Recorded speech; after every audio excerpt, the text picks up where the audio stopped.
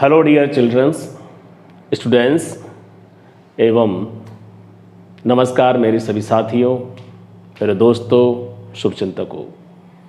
देखिए, आपको मालूम है कि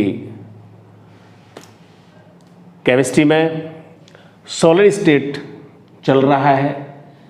इससे बिफोर वीडियोस में आपने देखा ठोस क्या होता है और ठोस का वर्गीकरण किस प्रकार से किया जाता है, ठोस के अभिलक्षण किस टाइप के होते हैं। और आज हम देखना चाहते हैं ठोस का जो वर्गीकरण है, जो प्रमुख वर्गीकरण है वो है यहां क्रिस्टलीयता के आधार पर। ध्यान देंगे आप।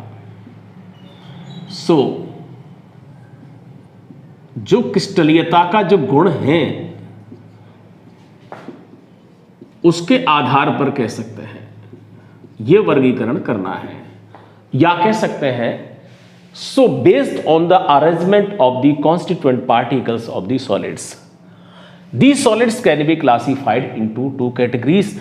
और इसमें कौन कौन से हैं, मैं तो आपको ये नंबर दे देता हूं कि एक पार्ट ये है और दूसरा पार्ट ये है। ये डिवाइड या क्लासिफाई कर रखा है, चूंकि नाम से आपको पता चल ही रहा है जहां क्रिस्टलीयता की बात है। तो हम ये जो रखा है किस में है, ये हमारा है, ये क्रिस्टलीय ठोस है, और ये इसका अपोजिट आप समझते हैं क्या होगा, अक्रिस्टलीय ठोस कहते हैं। हम दोनों के बारे में उदाहरण के माध्यम से समझने की कोशिश करते हैं और उसी के बेस पर हम दोनों को समझ भी पाएंगे और डिफरेंशिएट भी कर पाएंगे। प्लीज अच्छी तरह से ध्यान देना। ये संरचना किसकी है ये तो छोड़ो, अगर आप जानना चाहते हैं तो ये मैंने आपको संरचना नाम के हिसाब से कहना चाहें, आप तो काम की बात करें, पहले हम समझें। नाम तो दे ही देंगे और फिर भी मैं बता ही देता हूं। जैसे ये क्वार्ट्ज आपने सुना होगा, पढ़ा होगा, और ये क्वार्ट्ज कांच जिसको कहते हैं, कांच के रूप में, दोनों में क्या फर्क है। इसके साथ हम NaCl की संरचना की बात कर सकते हैं, परंतु इसको हम आगे विस्तार से समझेंगे। हम दोनों संरचनाओं के माध्यम से समझ सकते हैं कि इसको क्रिस्टलीय ठोस में क्यों रखा गया है और इसको अक्रिस्टलीय ठोस में क्यों रखा गया है। बर्फ की संरचना आपने अगर यहां रखते तो वो भी हम समझ सकते हैं, जो 11th में पढ़ा है। प्लीज ध्यान देना, यहां जो मैंने जो गोले बड़े वाले बना रखे हैं, चूंकि वास्तव में इसमें जो सिलिकॉन की इसमें इकाई होती है क्वार्ट्ज की, और आसानी दृष्टि पर नजर डालते हैं तो SiO4 इकाई इस टाइप से, तो जहां एक सिलिकॉन और 4 ऑक्सीजन हैं वो इस तरह से व्यवस्थित रहते हैं। जब सिलिकेट बनते हैं तो यूं है, तो 4 ऑक्सीजन एक सिलिकॉन ऐसे व्यवस्थित तो यहां दिखाई नहीं दे रहे हैं क्योंकि वो टेट्राहेड्रल होते हैं। यहां हमको एक चौथा वाला नहीं दिखाई दे रहा, वो हमने दिखाया नहीं है। तो यहां जो सिलिकॉन है वो चूंकि ये धनायन है वो छोटा होगा, ऑक्सीजन बड़ा होता है, तो मैंने जो बड़े गोले से दिखाया है वो तो है ऑक्सीजन मान लीजिए, और इसको आप सिलिकॉन है। तो आप याद रखना है, बस आप छोटा बड़ा मैंने आपको इंडिकेट करके समझा दिया है। अब आप याद रखेंगे ये है तो ऑक्सीजन और छोटा वाला है जो रेड कलर से मैंने शो किया है, और वो है सिलिकॉन। आप ये याद रखिए। इसकी संरचना पर नजर डालिए अच्छी तरह से, क्या समझ में आता है। इस संरचना में आप देख रहे हैं, छोटा पार्ट देखो या बड़ा पार्ट देखो, जो इसकी जैसे मान लो कि मैं कुछ बाउंड्री कर देता हूं, ये दिख रहा होगा आपको। इतने से पार्ट में जो संरचना आपको नजर आ रही है, छोटा सा पार्ट है, ऐसी ही संरचना हर हिस्से में है, हर भाग में है। देखो इधर देखोगे इतना हिस्सा तो उसमें भी ऐसी संरचना है, नीचे देखोगे तो उसकी भी ऐसी संरचना है। इसका मतलब अगर आप देखिए, नजर डाल दिए इस तरह से, मैं यूं पार्ट बना देता हूं, ये इतनी संरचना देखो बिल्कुल कॉपी हो रही है, इसकी यहां से देखो तो ये बिल्कुल हर हिस्से में, अर्थात जो एक विशिष्ट हिस्से में जैसी संरचना आपको नजर आ रही है वैसी ही प्रत्येक भाग में दिखाई देती है। तो छोटे भाग में भी जैसी संरचना है वैसी पूरे क्रिस्टल में संरचना रिपीट होती है। तो इसीलिए हम कह सकते हैं कि जहां जो इसके संगठक कणों की जो व्यवस्था होती है, जिसको हम समझते हैं कणों की व्यवस्था, कणों की व्यवस्था कैसी है, पूरी बात ध्यान देना, इसको नियमित है। क्या होती है? नियमित। और नियमित होती है इसीलिए हम इनको कहते हैं, एक नाम देते हैं और वो है दीर्घ परासी व्यवस्था। तो जहां क्रिस्टलीय ठोस में संगठक कणों की व्यवस्था है, बिल्कुल नियमित है, हर भाग में सेम है, रिपीट होती है, तो कणों की व्यवस्था के आधार पर इनको नाम क्या दिया जाता है? दीर्घ परासी व्यवस्था है। यहां आप देखिए तो वही व्यवस्था प्रॉपर देख रहे हैं कि अगर हम भिन्न भिन्न भागों में देखिए, यही सबसे बड़ी काम की चीज है। आप इस भाग पर नजर डालिए, दिखाई दे रहे, गिन सकते हैं कि इसमें जैसे 6 ऑक्सीजन 6 सिलिकॉन के हिसाब से मैंने बना दिखाया है। अगर आप दूसरे हिस्से पे ऐसी जो इकाई से दिख रही है उसमें नजर डालिए तो उसमें कणों की संख्या नजर आ रही है, अलग है, अलग आकृति है, व्यवस्था भी अलग है। और तीसरी देखिए कुछ अलग ही आंख दिखा रही है। तो जहां अलग अलग भाग में संरचना अलग अलग हो सकती, कहीं थोड़ी सी सेम हो सकती है, इसका मतलब जो कोई नियमित एक व्यवस्था है वो एक छोटे से विशिष्ट क्षेत्र में ही सिमट के रह जाती है। पूरे क्रिस्टल संरचना में वो संरचना रिपीट नहीं होती है। और इस तरह से वो कहते हैं कि कुएं में मेंढक उसी को अपनी दुनिया समझ रहा है, ठीक उसी तरह से ये कुएं में मेंढक है और ये आप समझता कि समुद्र का मेंढक है। जहां छोटे में देखो सब कुछ वैसा ही है। तो इसीलिए हम इस व्यवस्था को कहते हैं, जहां संगठक कणों की व्यवस्था नियमित नहीं होती है उसको हम कहते हैं लघु परासी व्यवस्था। ठीक, आगे मैं पॉइंट के रूप में लिखना चाहूं तो वो भी समझ सकते हैं, व्याख्या भी है और अंतर भी है। तो फर्स्ट हम यहां देख रहे हैं। चलिए दूसरी बात, हम यहां वास्तव में ये जो क्रिस्टलीय संरचना है वो इन्हीं में होती है, इसीलिए हम इनको वास्तव में ठोस कह सकते हैं। तो इसीलिए हम बोलते हैं कि यही वास्तविक ठोस हैं। उनमें वास्तविक क्रिस्टल संरचना का अभाव होता है, इसीलिए हम, और इनकी जो संरचना है ऐसे होती है जैसे एक तरह से अत्यधिक ठंडा किया हुआ द्रव हो, उसके समान मानी जाती है। अर्थात द्रव के समान इनमें बहने की फ्लोइंग टेंडेंसी होती है, फ्लूइडिटी होती है, इसीलिए हम इनको आभासी ठोस भी कहते हैं। अर्थात ठोस तो है लेकिन वास्तविक नहीं है, तो उसको नाम आभासी देते हैं। ठीक है, और इनको दूसरा नाम क्या है? मैंने कहा सुपर कूल्ड, अति, हिंदी में कहते हैं अति शीत द्रव कहा जाता है इन्हें। थर्ड पॉइंट, जिस गलनांक की बात करते हैं, गलनांक आप समझते हैं क्या होता है? गलनांक वह टेम्परेचर जिस पर कह सकते हैं या उससे थोड़ा सा हाई करते हैं तो कोई भी solid state of the matter converts into liquid, वो लिक्विड स्टेट में चेंज होता है, तो उसे हम गलनांक कहते हैं। इसके लिए पर्टिकुलर एक डेफिनेट टेम्परेचर होता है, डेफिनेट मेल्टिंग पॉइंट होता है, मेल्टिंग टेम्परेचर होता है, इसलिए हम कह सकते हैं तीक्ष्ण होते हैं, बिल्कुल सटीक कह सकते हैं। ठीक है, विद डेसिमल प्लेस में भी कह सकते हैं, वहां से इधर उधर डिस्टर्ब नहीं होता, पर्टिकुलर टेम्परेचर होगा। यहां ऐसा नहीं होगा, यहां इनके जो अक्रिस्टलीय ठोस वास्तव में होते हैं उनके गलनांक की एक प्रॉपर वैल्यू लिमिट नहीं होती है, एक पॉइंट नहीं होता है, इसलिए उनको बोलते हैं यहां मेल्टिंग पॉइंट बोलते हैं। बट इनकी मेल्टिंग पॉइंट ना होकर के उनको मेल्टिंग रेंज कह सकते हैं, अर्थात इनका जो मेल्टिंग है वो किसी टेम्परेचर से स्टार्ट होता है और विद इन अ रेंज वो मेल्टिंग होता रहता है विद इंक्रीजिंग द टेम्परेचर।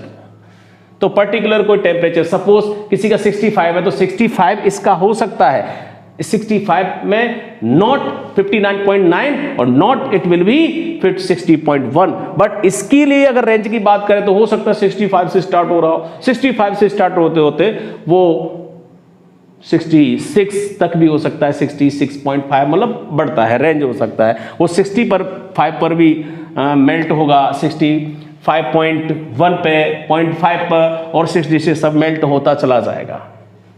तो ये आपको बात समझनी थी। फोर्थ, एक चीज को और समझने की कोशिश करेंगे, यहां पर हम ये गुणों की बात करेंगे। पूरा क्रिस्टल देखो, मैं ज्यादा तो बना नहीं सकते हैं, पर इसमें थोड़ा सा मैं समझ लीजिए कि जैसे इसमें अरेंजमेंट है, रेगुलर दिख रहे हैं, जैसे कि मैंने कहा कि इस टाइप का रेगुलर जो हम समझते हैं, समझने के लिए बना सकते हैं। रेगुलर का मतलब ही है, बिल्कुल यहां रेगुलर पैटर्न दिख रहा है, यहां पर जैसे ये बना दिया, ये बना दिया। आप देखेंगे अगर किसी डायरेक्शन में चलने की कोशिश करें तो आपने देखा कि इस डायरेक्शन में, ठीक है, आपने कोई स्टडी किया, इस डायरेक्शन में कोई स्टडी किया, तो जैसे आप डायरेक्शन देखोगे उसमें अरेंजमेंट डिफरेंट है। इस डायरेक्शन में देखा, इसमें देख लिए कौन से डायरेक्शन में कौन कौन से पार्टिकल्स इंक्लूड हो रहे हैं, इस डायरेक्शन में कौन से हो रहे हैं, इस डायरेक्शन में जो इंक्लूडिंग पार्टिकल्स हैं, क्योंकि वो अपनी पोजीशन से डिस्टर्ब नहीं हो सकते हैं, इसलिए हर डायरेक्शन में जो संघटक कण होते हैं उनकी व्यवस्था अलग अलग है, इसलिए इनके जो भौतिक गुणों के मान होते हैं वो भिन्न भिन्न दिशाओं में भिन्न भिन्न होते हैं। अर्थात इस चीज को, इस पॉइंट को कहते हैं हम भौतिक गुणों में विषमदैशिकता पाई जाती है। अर्थात आप समझते जा रहे हैं कि इनके भौतिक गुण कैसे होते हैं, विषमदैशिक होते हैं। नेक्स्ट, इनके लिए जो फ्यूजन कहते हैं, हीट ऑफ फ्यूजन, तो कह सकते हैं कि फ्यूजन गलन, जिसको ऊष्मा कह सकते हैं, वो गलन ऊष्मा के मान इनके निश्चित होते हैं। और खास बात ध्यान रखें, जो गलन ऊष्मा के मान निश्चित हैं, इस यही कारण होता है कि इनके गलनांक तीक्ष्ण होते हैं, निश्चित होते हैं। और खास बात इनके लिए देखिए, जो विदलन गुण की बात करें या हम कह सकते हैं क्रिस्टल है, इसके लिए देखिए क्वार्ट्ज है। क्वार्ट्ज के लिए तो आपको मैं ज़्यादा नहीं बताना चाहूँगा, बट हम इमेजिन कर सकते हैं जैसे कांच और रबर एक कैटेगरी में रखे हुए, या कांच को फोड़ो, आप कहीं से भी तोड़ो, फोड़ो, काट, मतलब उस तरह से वैसी अंदाज से तोड़िए तो क्या है कि एक कभी प्लेन के रूप में टूटता नहीं है, कटता नहीं है। वो तो फिर वो कह सकते हैं कि फिर भी जो अपन कांच वाले काटने वाले से काटते, अगर वास्तव में देखो तो वो एकदम स्मूथ नहीं होती है। तो इसलिए हम कह सकते हैं रबर का टुकड़ा है या केक है, क्या चीज, हैप्पी बर्थडे टू केक, देखो खाया होगा। तो केक को जब भी आप काटते हैं तो उसमें से स्मूथ सरफेस नहीं आती है, तो समझ लीजिए कि वो केक भी एक अमोर्फस में है, अर्थात वो अक्रिस्टलीटोस में शामिल होता है। तो जिस तरह से ये होता है वैसे क्वार्ट्ज कांच में भी होता है। इसको जो काटने के आधार पर जिस गुण की बात करते हैं उसको हम कहते हैं विदलन गुण। और विदलन गुण उसको कहते हैं जब किसी सॉलिड को, ठोस को काटते हैं। आप कभी लेबोरेटरी में मौका मिलेगा तो उसमें एक सोडियम का पीस हम काट के भी बताते हैं, और आप भी कभी देखेंगे तो जैसे काटोगे एकदम चिकना, बिल्कुल जब उसके पीस होंगे तो एकदम उसकी सतह जहां से चाकू लगाएंगे एकदम बिल्कुल चिकनी नजर आएगी, चमकीली।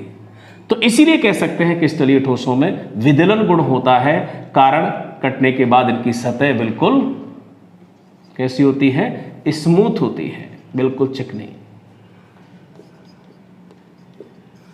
और जब हम किस ठोस को कूलिंग करते हैं और कूलिंग करेंगे तो आप समझते हैं ग्राफ बनाएंगे, ठीक है, टेम्परेचर डाउन करेंगे विद टाइम, तो इस तरह से हम ग्राफ जैसे बनाते हैं यूं, तो जहां टेम्परेचर टाइम के साथ टाइम बढ़ाते जाएंगे, टेम्परेचर कम करेंगे, तो इनके कूलिंग कर्व देखिए वास्तव में कैसे मिलते हैं।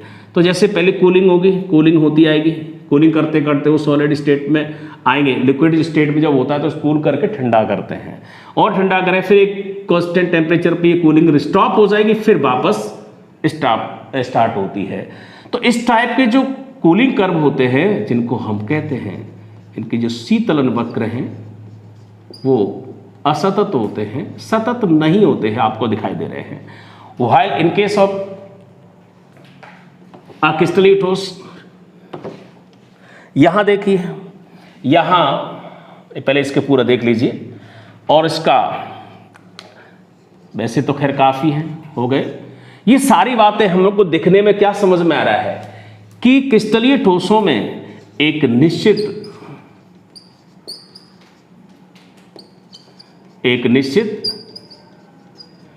ज्यामितीय आकृति पाई जाती है। तो जिनकी जो ज्योमेट्रिकल शेप है वो एकदम निश्चित है, पर्टिकुलर है। क्वार्ट्ज है, NaCl का क्रिस्टल होगा, उनकी पर्टिकुलर कोई ज्योमेट्रिकल शेप होती है, बट इसमें नहीं होता है। तो देखिए इसके माध्यम से आपको ठोसों का वर्गीकरण जो करते हैं 2 पार्ट में करते हैं, और क्रिस्टलीय ठोस क्या होते हैं उनको आपने अच्छी तरह से समझ लिया है। जब इसमें जो होता है उसका विपरीत आप यहाँ नोट कर सकते हैं। फोर्थ, भौतिक गुणों में विषमदैशिकता की जगह पर क्या होगा, समदैशिकता, अर्थात क्रिस्टल की भिन्न भिन्न दिशाओं में भौतिक गुणों के मान समान होते हैं। ये भौतिक गुण क्या होते हैं, जैसे विद्युत चालकता है, परावर्तनांक होता है, रिफ्रैक्टिव इंडेक्स जिसको कहते हैं, आदि आदि। तो इस टाइप से 5वां बिंदु क्या है, इनकी गलन ऊष्मा निश्चित होती है, इनकी गलन ऊष्मा निश्चित नहीं होती है, नहीं होती है। इनमें विदलन गुण पाया जाता है, काटने पर बिल्कुल स्मूथ सतह बनती है, अर्थात यहां पर यह विदलन गुण नहीं होगा। इसका मतलब इनको काटते हैं तो काटने के बाद इनकी सतह है वो स्मूथ प्राप्त नहीं होगी, वो खुरदरी टाइप की होगी। और यहां पर जो कूलिंग कर्व हैं जिनको हम शीतलन वक्र कहते हैं, असतत आते हैं, इनकी जो कूलिंग कर्व बिल्कुल लगातार कंटिन्यूअसली, कंटिन्यूअस कूलिंग कर्व्स आते हैं, अर्थात इनके जो कूलिंग कर्व हैं वो सतत होते हैं। और इसी के साथ बिल्कुल अपोजिट नोट करना है, अर्थात यहां इनकी ज्योमेट्रिकल जो शेप है, ज्यामितीय आकृति निश्चित होती है और इनकी जो आकृति है वो अनिश्चित होती है। तो इस प्रकार इस तरह से आपने क्रिस्टलीय ठोसों और अक्रिस्टलीय ठोसों के बारे में जानकारी करने की कोशिश की है। यहाँ पर जैसे मैंने क्वार्ट्ज लिखा है, और अनदर एग्जाम्पल क्या ले सकते हैं, जितने भी आप आयनिक क्रिस्टल की बात करते हैं, सॉल्ट है, NaCl है, फिटकरी है, कॉपर सल्फेट है, इस एक्सेट्रा, ठीक है, तो सारे हैं। यहाँ वो भी इसी में आता है, याद रखें। आइस है वो अपनी जो इसी में इंक्लूड होती है, संरचना के माध्यम से आप देख सकते हैं। यहाँ कुछ लिमिटेड एग्जांपल्स हैं वो आप याद रखेंगे, सिंपल सा है, बोलो रबर, कांच, प्लास्टिक, 2-3 नाम याद रखिए, बात बन जाएगी। रबर, कांच, प्लास्टिक। और कांच जहां आ गया समझ लो वो, चाहे वो फाइबर ग्लास हो, ग्लास नाम आते ही समझ लीजिए वो क्रिस्टलीय है। तो इस टाइप से कुछ उदाहरणों के माध्यम से मैंने आपको ठोसों के वर्गीकरण के बारे में ये कहा है। ठीक, ओके।